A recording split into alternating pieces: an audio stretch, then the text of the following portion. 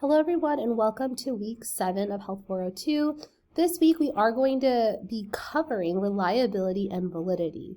You probably remember these terms from Health 318, Applied Epidemiology. We are going to go over these again so you'll have kind of an overview, and then we're going to talk about how to actually assess these when we're measuring information in our studies. So for this week, you are going to need to complete the module. You're also going to read chapter 7 in your text. I recommend doing both of these things before you attempt the discussion prompt. Your initial post is due on Thursday and your reply is due on Sunday, and you've also got the quiz as well. Remember, there is no lab this week because of the academic holiday, so there is no Monday lab or Friday lab.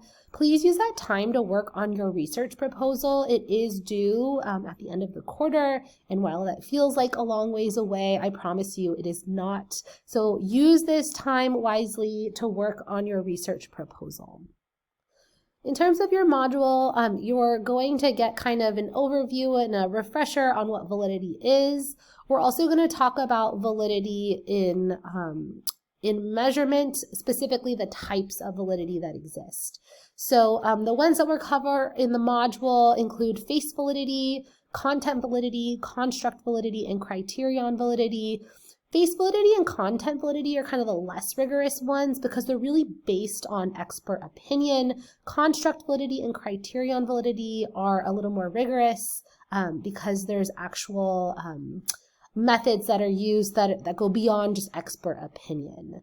I want to point out that things like face validity and content validity, they can be used on things that aren't constructs. So things like demographics or socioeconomic factors. You can't really use construct validity or criterion validity for those non-construct items. So think about for your discussion post, you're going to want to think about what it is that you're trying to measure and what type of validity that you'll be using, and that will depend on what it is you're measuring. So those are the types of validity. There's different ways to actually assess the validity. So for example, you've got some information on this page. Talks about how assessing content validity. Remember, this is basically expert opinion. You could have an expert panel review the measure. For construct validity, you might look to see if your new measure correlates with a similar existing scale. For assessing criterion validity, you could determine if your measure predicts your intended outcome. So going back to construct validity, what this is really looking at is your measure consistent with the underlying theory? So, for example, the theory of reasoned action, you might be looking at if attitudes are actually associated with intention. You might see if there's an association between those two constructs in that theoretical model. In terms of criterion validity, this is where you're actually looking to see if there's an association between a given construct and a specific outcome of interest.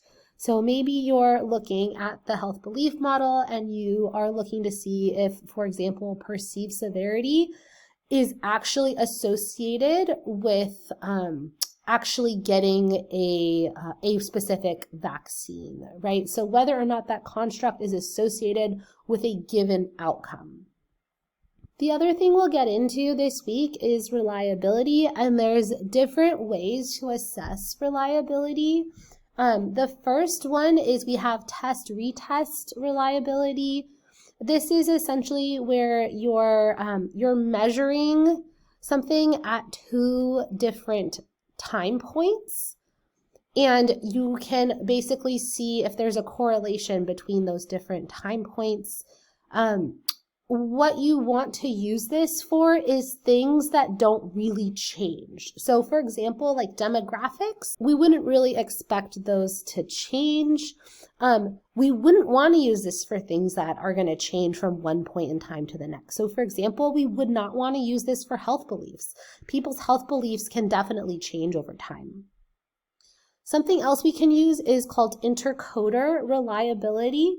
What we can use retest reliability for, we can use this when we're doing survey type research, but we can't use this when we are doing survey type research because intercoder reliability isn't necessarily applicable to surveys. This is applicable to when you have researchers that are assessing information themselves, meaning that they're the ones actually selecting the response options. For example, maybe you've got multiple researchers that are coding content for a study. We want to make sure that there's consistency between those different coders. That's what we refer to as intercoder reliability, and we use what we call Cohen's kappa to measure that, and we want it to be at least 0.7. The next methods for assessing reliability in this part 2 are all really focused on scales. So we have inter-item correlation. We can use this to look at the correlations of items in a scale, specifically to see, are they correlated? So for example, maybe we're measuring COVID-19 vaccine beliefs using 5 items about different beliefs. This would be a scale. Those 5 items are essentially measuring people's COVID-19 vaccine beliefs. We want an inter-item correlation between 0.3 to 0.95, and your text in the module will give you a little more information as to why. Cronbach's alpha is another method to assess reliability, and this one is really popular. It helps us understand the overall reliability of an instrument and its internal consistency. When we use this, if you watch the video, it can help you decide which questions to possibly remove to increase the reliability of your instrument. We want an alpha of 0.7 or above to have acceptable internal consistency. And we only want to use this if we have at least 3 items in a scale. Again, all of these on this part 2 are only applicable to when you have a scale. And the last one is factor analysis.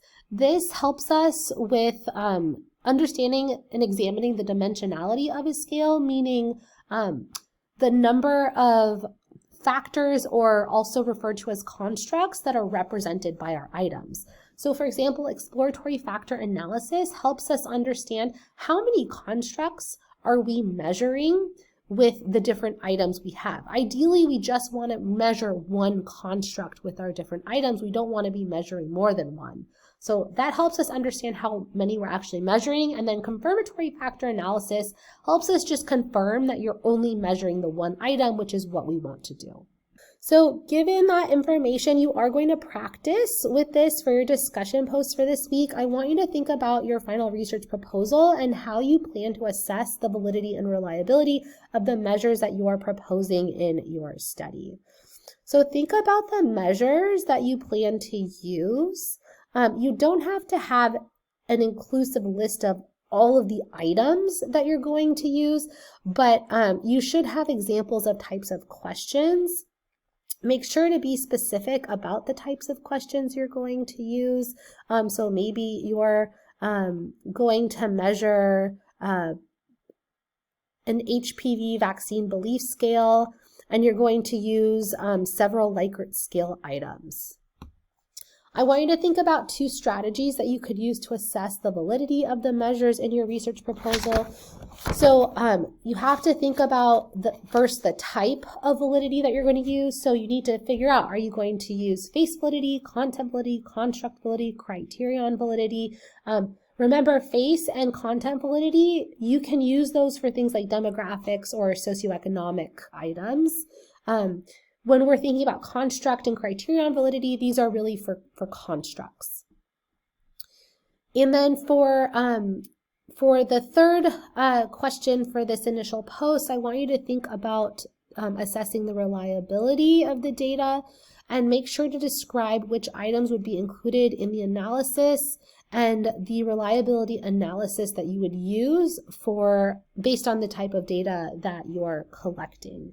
So remember, we have test-retest, we have intercoder reliability, and then specifically for scales, we have inter-item correlation, we have Cronbach's alpha, we also have factor analysis. You just want to make sure it aligns with the type of data that you are collecting.